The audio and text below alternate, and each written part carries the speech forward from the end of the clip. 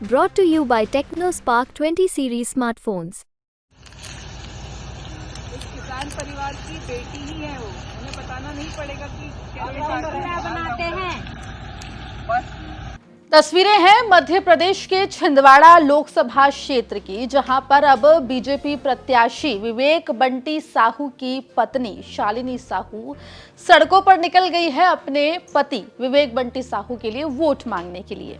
इतना ही नहीं, शालिनी साहू खेतों में पहुंचकर फसल की कटाई करते हुए भी दिखाई दी है। और क्या कुछ कर रही है शालिनी साहू, विस्तार से आपको इस रिपोर्ट में बताएंगे। नमस्कार, आप देख रहे हैं एमपी तक और मैं हूं आपके साथ आकांक्षा ठाकुर। मध्य प्रदेश में लोकसभा चुनाव की तैयारियां जोरों शोरों से चल रही है। आपको बता दें कि 19 अप्रैल को पहले चरण के मतदान होने हैं। 19 अप्रैल को छिंदवाड़ा लोकसभा सीट में भी मतदान होगा, यानी कि पहले चरण में छिंदवाड़ा लोकसभा सीट पर मतदान होगा। उससे पहले एक तरफ नकुलनाथ तो वहीं दूसरी तरफ विवेक बंटी साहू, जो कि बीजेपी के प्रत्याशी हैं, वो पूरे दमखम के साथ चुनाव प्रचार में उतरे हुए हैं।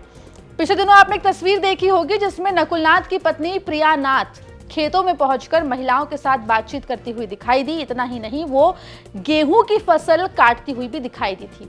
अब इसी तर्ज पर विवेक बंटी साहू की पत्नी शालिनी साहू भी महिलाओं के बीच पहुंची हैं और इतना ही नहीं, प्रिया नाथ की तरह ही खेत पर पहुंचकर फसल काटते हुए दिखाई दी है।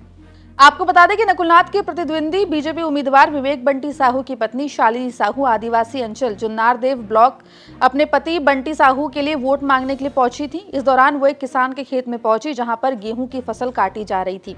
वहीं पर शालिनी साहू भी फसल काटने वाला हसिया लेकर गेहूं काटते हुए नजर आई। आपको बता दें कि इस मौके पर विवेक बंटी साहू की पत्नी शालिनी साहू ने अपने पति के लिए वोट मांगे। लेकिन फिलहाल आपको बता दें कि छिंदवाड़ा की तस्वीर काफी दिलचस्प हो गई, क्योंकि यहां पर दोनों ही उम्मीदवारों की पत्नियों ने वोट मांगने का जिम्मा अपने कंधों पर ले लिया है और जमीन पर उतरकर खेतों में पहुंचकर महिलाओं और तमाम लोगों के बीच में जाकर अपने अपने पतियों के लिए वोट मांगती हुई दिखाई दे रही है। हालांकि 19 अप्रैल को जनता फैसला करेगी कि इस लोकसभा सीट से किसे विजय पताका हासिल होता है। नतीजे 4 जून को आएंगे, लेकिन फिलहाल दोनों ही प्रत्याशी पूरा दमखम दिखाते हुए दिखाई दे रहे हैं। तस्वीर कैसी लगी, रिपोर्ट के अंत में कॉमेंट सेक्शन में जरूर बताएं और मध्य प्रदेश से जुड़ी तमाम खबरों के लिए बने रहिए एमपी तक के साथ।